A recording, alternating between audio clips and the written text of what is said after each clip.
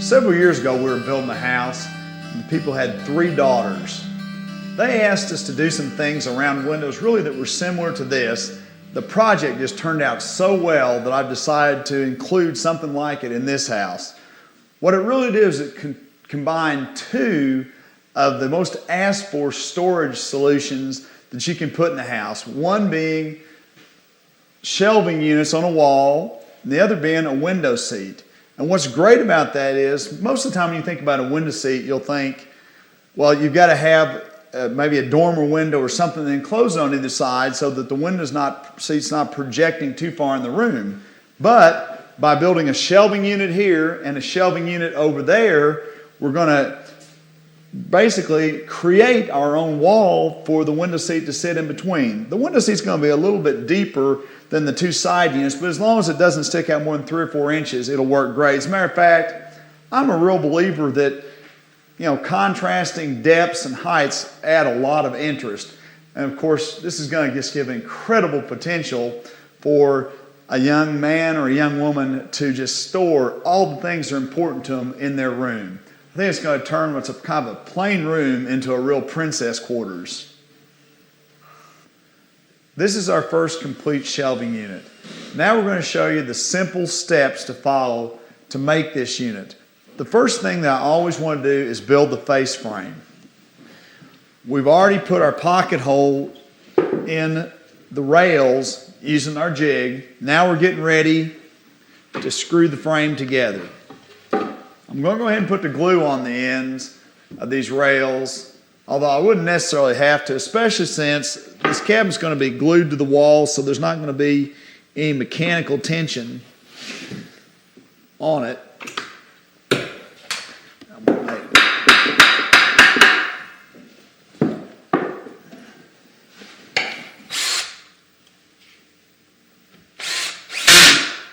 And that clamp is pushing it down tight, so we're going to get a good flush joint on the front.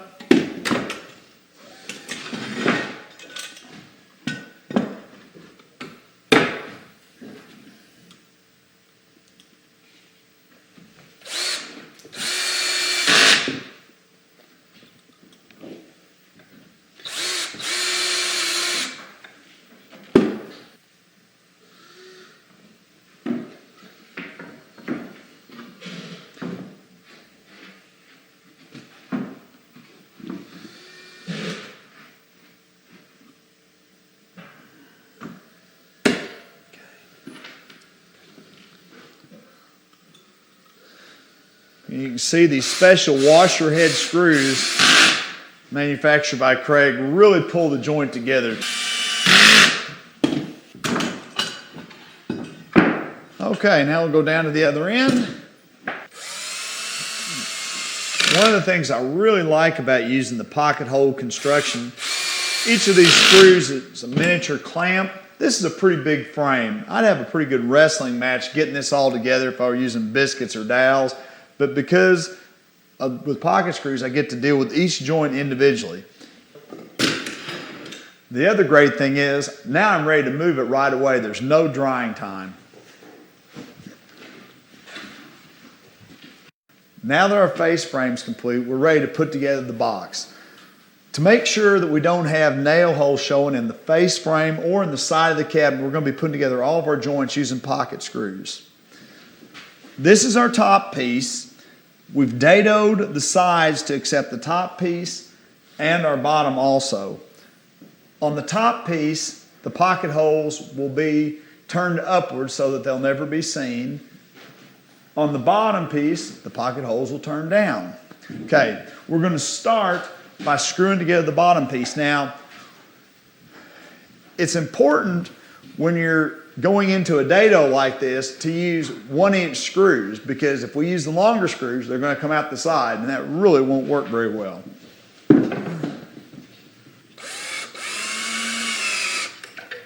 As you can see, the screws are sucking the 2 pieces together.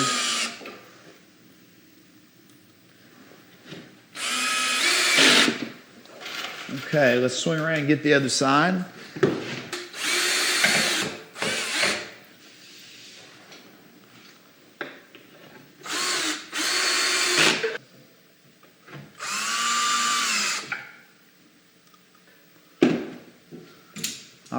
ready for our last screw. Then we'll be able to flip this cabinet over. And we'll start working on attaching the face frame to the box we built. The joint that we're going to be making is this one right here. As you can see, that's nearly an invisible joint. The secret to that is making sure we've got enough glue, and then the clamping power that we're getting out of those pocket screws. We've put them about every 6 inches, so we've got great clamping force here. It's one of the things I really like about the pocket screws. If I had to put a clamp every 6 inches through there, that'd take a lot of time, a lot of wrestling with the cabinet. Plus, I'd have to wait at least an hour for that glue to dry.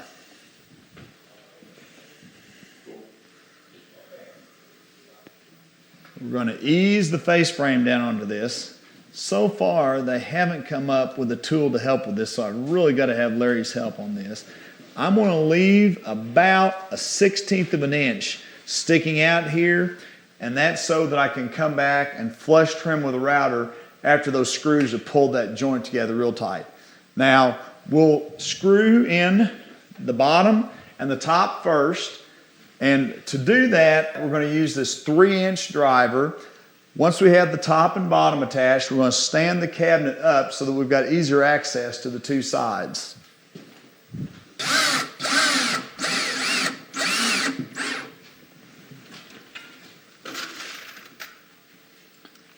Once we've anchored that corner, we need to reach across and make sure that we've got that same reveal all the way across. What we're really doing there is squaring up the cabinet. And again, if we've made really good square cuts on these members, this face frame is going to be really nice and square. The pocket hole jig and screws are going to pull the joints together tight, but we need to make sure that we've cut the board square to start with.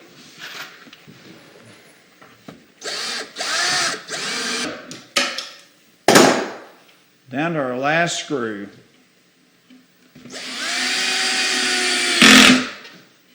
Okay, now we're ready to stand the cabinet up, and we'll work from the back side for easy access. There we go. All right, I'm going to use the right angle clamps. And Larry's going to be working on the wall inside where the frame really overhangs, so he won't need the clamps.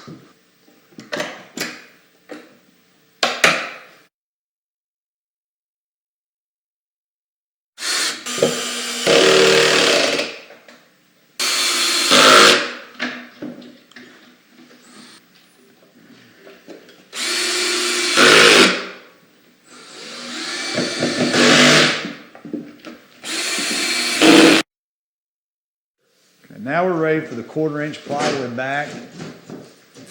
Sometimes people will build boxes like this without any kind of back to it. And if it's going to paint, it looks pretty good. But this plywood is really fairly inexpensive. I really think it's the way to go. And also, the plywood will have the effect of squaring up the box too.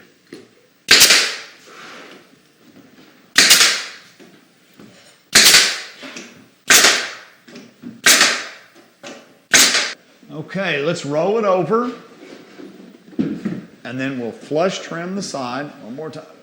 One more 1/4 turn.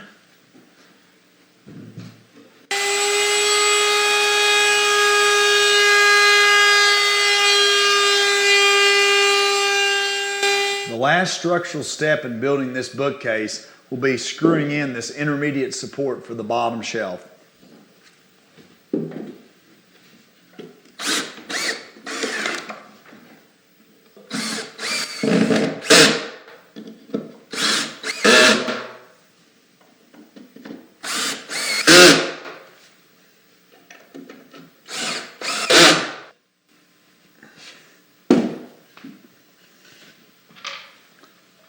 Go ahead and preload my screws. We're going to need to fill those pocket screw holes using these special plugs made by Kreg tools. When they're driven in, they're still a little bit proud of the face. One of the ways that we'll take a look at doing that will be by taking a laminate trimmer with an offset base so that we can reach right up into the corner, and we'll set the bit on the laminate trimmer where it's not quite all the way down flush with the base. If we'd been doing this on the outside, any router would allow us to do that. I'll get that router now. This is the special router that I was talking about. What it actually is an offset base that's just put on a standard laminate trimmer. Now, what I'll be doing is laying this piece of plywood on top of the surface I'm working with, and it's critical, I hope you can see, that the bit is just ever so slightly back of the face of the piece of plywood.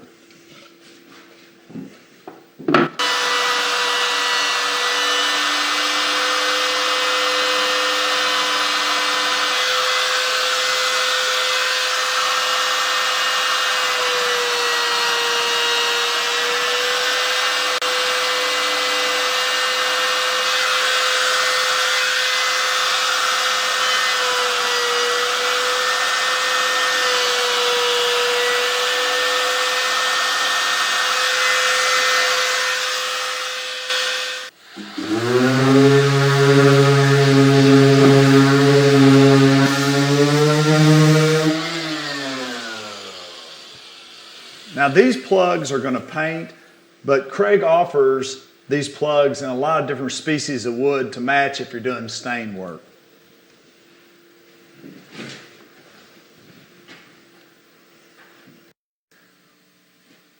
This is the last of the three pieces we're putting in the room. It's the window seat. It's put together basically the same way that we put together the vertical storage units for shelving. It'll just be three open compartments, and we're going to put a fixed lid on it. We'll take a look a little later on at another option for a window seat, but this is what I do a lot of times. It's a bigger unit, and people sometimes even put cushions on top of it, so we want to have a fixed lid on top of this. Now, the piece I'm holding in my hand is the last structural component that we need. It's called a stretcher rail. And what it does, it fits in between the two side pieces and ties the whole cabinet together, plus it provides support for the top and gives us a place to attach the cabinet to the wall.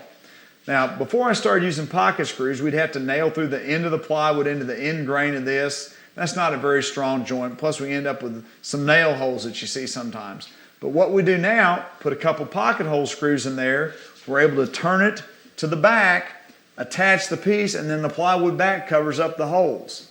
Okay, let's slip it in place.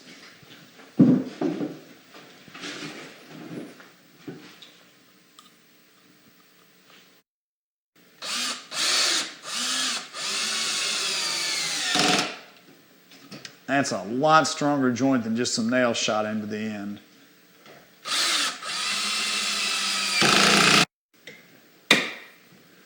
One of the hardest joints to make is attaching a piece of molding like this to the edge of some plywood, but on the other hand, it really makes for a great detail on the lid. What we're going to do is use pocket screws to really suck that joint up tight. Again, we're using a screw that has a washer head, so it's going to have a lot of pulling power. All the screws have a special drilling tip, so it's going to pilot in there real quickly. We're not having to do any actual pilot hole drilling because the screw does its own drilling, and it's going to push down to where we've clamped our molding tight against the plate. Now the screw is going to push the plywood down tight against the plate also.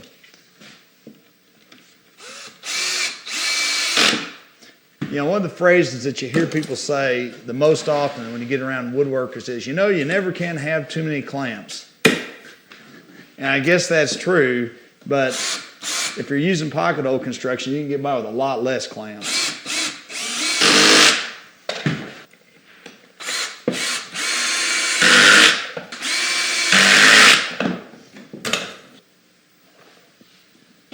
Well, our top's just about ready to install.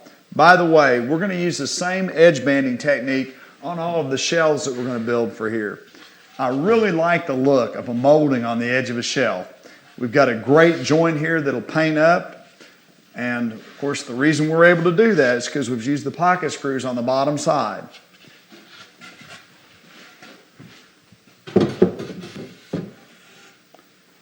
Well, I've got to confess, I've stalled as long as I can. I forgot a couple of pocket holes in this cabinet as we were building it. We want to be able to use pocket holes to screw the top down so that we don't have a bunch of nails showing in the top, but I forgot to drill the holes. Fortunately, when they designed the new handheld, they had guys like me in mind. So, what we're going to do is run a screw in here to hold the handheld in place.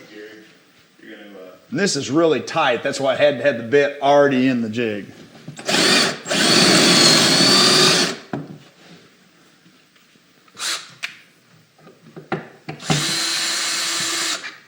But we're going to come out in the end. Freeze.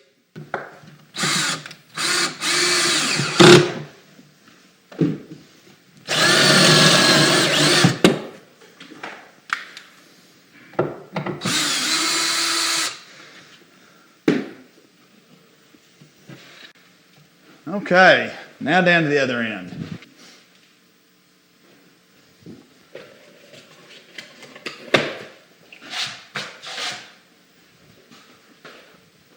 Well, that just about does it.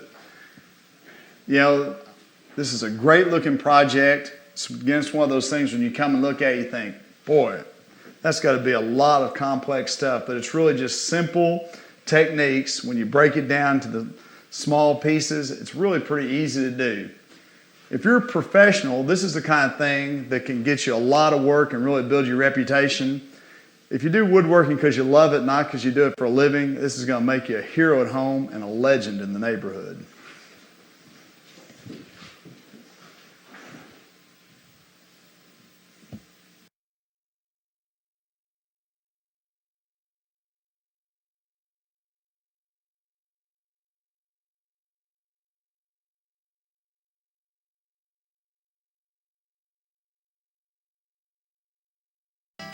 Bonus rooms like this are becoming more popular all the time. And with dormers, they're a natural place to do the other type of window seat that we build. They have a lid that lifts up. Now you can imagine how many things you'd be able to store in a window seat like this. As you can see, we've used pocket hole construction to really firmly attach this edge banding to the piece of plywood, and that's important because this is going to get a lot of use. We've also created face frame on the front, put together that frame using pocket screws, put a piece of plywood on the back, and then decorate it by putting a panel mold on it. It's a great look and it's really simple to do. If you'd like more information on how to build that window seat, you might want to check out my article in November 2003 Fine Home Building magazine. I've written several other articles also for Fine Home Building on the benefits of using pocket hole construction. I think you can find those by going to Fine Home Building's website and doing an author search.